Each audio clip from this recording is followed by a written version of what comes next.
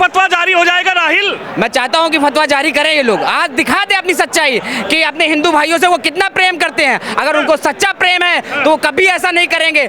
अगर कुछ काम पड़ जाता है, कुछ जरूरत पड़ जाती है तो सबसे पहले हमारे हिंदू भाई खड़े होते हैं हमारे लिए। तब वो चीजें कहाँ चली जाती है जब आपको खून की जरूरत होती है।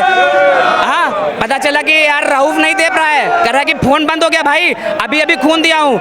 हमारे तिवारी भाई खून देने के लिए तैयार हो जाते हैं, आप तुरंत खून निकलवा के चढ़वा लेते हैं। तब कहाँ जाता है हिंदू मुसलमान? न पूछो जमाने से हमारी क्या पहचान है, न पूछो जमाने से हमारी क्या पहचान है। हमारी पहचान है कि सिर्फ हम हिंदुस्तानी हैं। हिंदुस्तानी है। हिंदुस्तानी है, हिंदुस्तानी है। और आज संदेश देने आए हैं जो नफरती लोग हैं, जो हमेशा नफरती फैलाने वाली बातें करते हैं, हिंदू मुस्लिम को बांटने वाली बातें करते हैं और चाहते हैं कि हिंदू मुसलमान को बांट दिया जाए।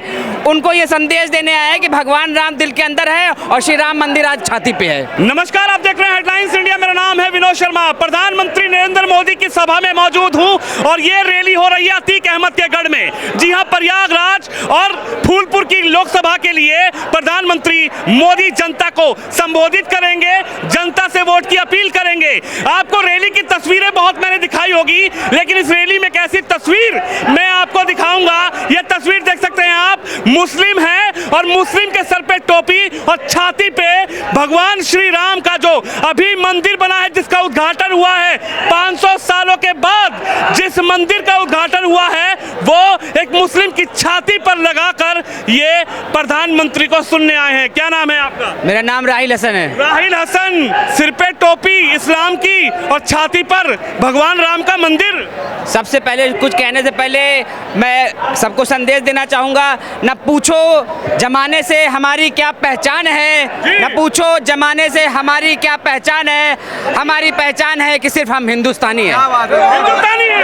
हिंदुस्तानी है, हिंदुस्तानी है। और आज संदेश देने आए हैं जो नफरती लोग हैं, जो हमेशा नफरती फैलाने वाली बातें करते हैं, हिंदू मुस्लिम को बांटने वाली बातें करते हैं और चाहते हैं कि हिंदू मुसलमान को बांट दिया जाए।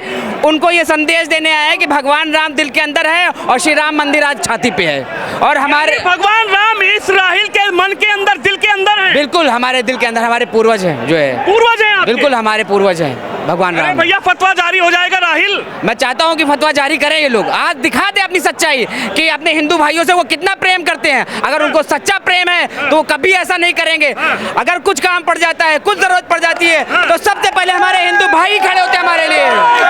सबसे पहले हिंदू भाई आगे आते हैं, सबसे पहले हिंदू भाई ही आगे आके पूछते हैं कि राहिल भाई क्या जरूरत है, क्या हाल है आपका। तो एक बात बताइए, मन में कैसे आया कि प्रधानमंत्री मोदी तो आ रहे हैं और आप चलिए आ सकते थे, टोपी लगाकर आ सकते थे, प्रधानमंत्री को सुनने आ सकते थे, लेकिन ये तस्वीर क्या है कि आप छाती पर, सीने पर भगवान राम का मंदिर ही ले आए? 500 साल का इंतजार खत्म हुआ हमारे हिंदू भाइयों का। और जो पार्टियां चाहती थी कि कभी विवाद ना हल हो, हमेशा जो है ये मुद्दा बना रहे और उनकी राजनीति चलती रहे।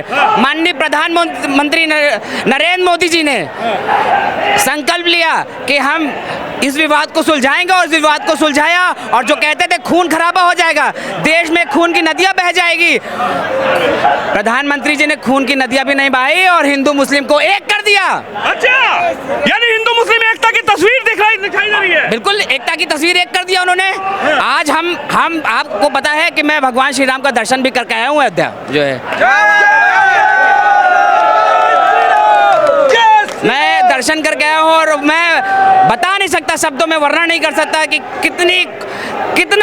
कितना अच्छा लगा, कितना खूबसूरत तस्वीर रही है। और भगवान राम को देखते ही मन को जो सुकून मिला है, एक मुसलमान भाई को, तो हमारे हिंदू भाइयों का भी सर गर्व से ऊंचा होना चाहिए। यानी आप भगवान राम के मंदिर के दर्शन करने चले गए? बिल्कुल, अयोध्या गया था। किसी ने रोका नहीं? बहुत लोग चाहते थे रुक जाए। ओवैसी साहब ने नहीं फोन किया आपको? ओवैसी साहब के लोग भी चाहते थे रुक जाए। बाद में पूछते हैं कि टोपी पहन के क्यों चले गए दर्शन करने। हमने कहा भैया कब तक बांटोगे, कब तक लड़वाओगे हिंदू मुसलमान को। सच्चा हिंदुस्तानी मुसलमान ऐसे ही होता है, वो मंदिरों में भी जाने में गुरेज नहीं करता। और जब आपको जरूरत होती है, कुछ चीज चाहिए होती है, हाँ, तब तो आप डॉक्टर के पास चले जाएंगे, तो आप कहेंगे शर्मा जी को दिखाना है, आपको दिखाना है, पांडे जी को दिखाना है, मैं किसी और डॉक्टर के पास नहीं जाऊंगा।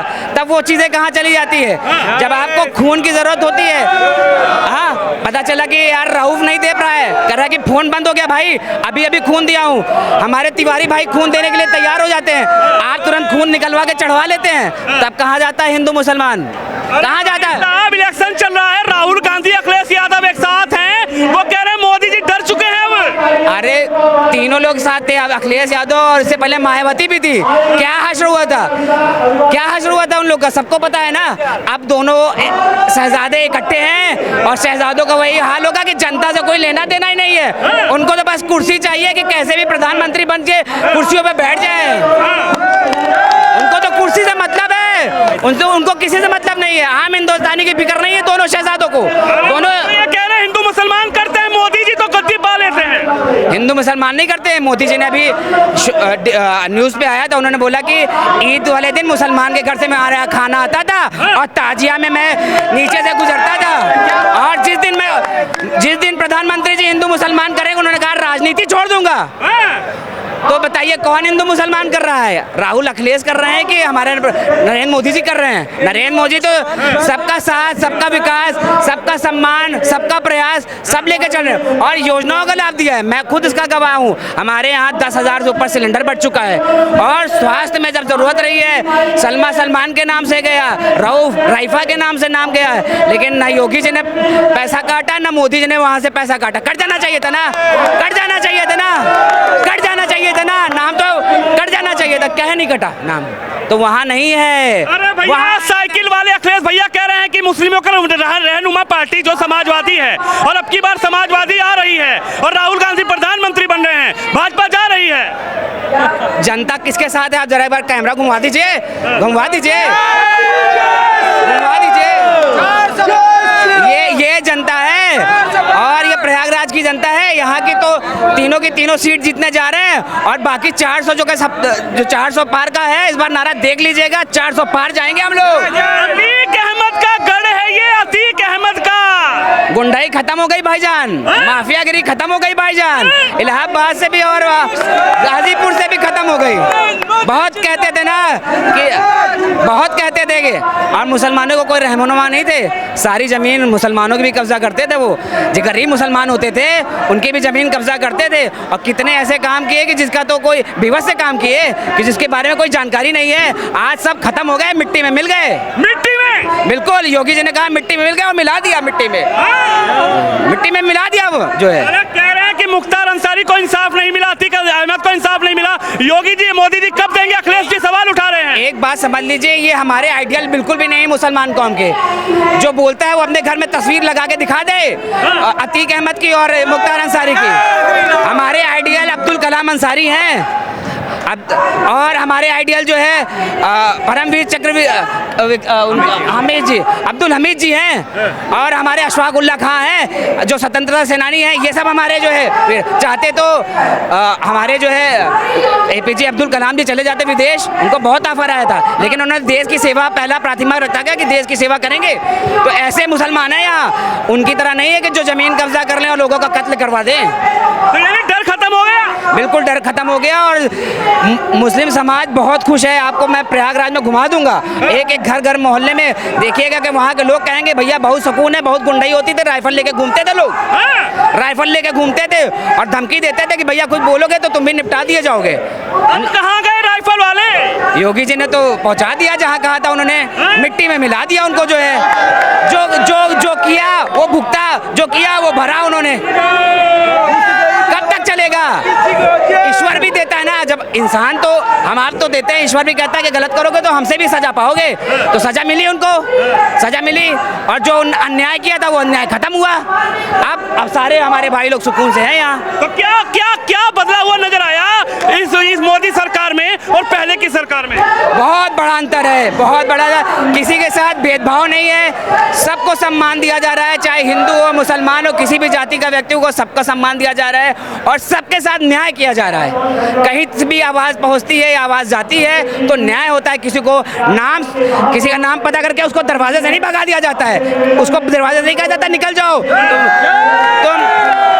तुम जो है रहमान हो तो निकल जाओ दरवाजे से। नहीं आया, स्वागत है, क्या काम है बताओ, और उसका भी काम होता है। क्या नाम बताया आपने? राहिल हसन। राहिल हसन, तो दिल में भी राम है, बोलेंगे आज जय श्री राम यहाँ से। जय श्री राम, भारत माता की जय, वंदे मातरम। आ जाओ फतवा दे दो भाइयों। हमारे जो है फतवा देने में जो लोग हैं ना, वो कह रहे हो खुलेआम फतवा दे दें। आज फतवा दे के दिखा दे, दिखाएं आज फतवा दे के। सच्चा हिंदुस्तानी इस तरह से होता है। हम आप सच्चा हिंदुस्तानी किसी से डरता नहीं, कोई भी आ जाए, किसी से डरने वाला नहीं है सच्चा हिंदुस्तानी, किसी से नहीं डरने वाले, किसी से नहीं डरने वाला। सच्चे सनातनी, सच्चे सनातनी मुसलमान, सच्चे सनातनी मुसलमान है हम लोग, सच्चे। ये तस्वीर आप देख सकते हैं, तमाम भीड़ है यहाँ पर। और तस्वीर आप देखिए, यहाँ पर मुस्लिम समुदाय का जो राहिल हसन है, छाती पर किस तरीके से भगवान राम की तस्वीर लगाकर यहाँ पहुंचे हैं और कह रहे हैं कि मोदी और भगवान राम के हम पंचज हैं। और जनता की राय आपने सुनी। आप भी इस खबर पर, इस वीडियो पर लाइक जरूर रखिए। कैमरामैन अंकित के साथ विनोद शर्मा।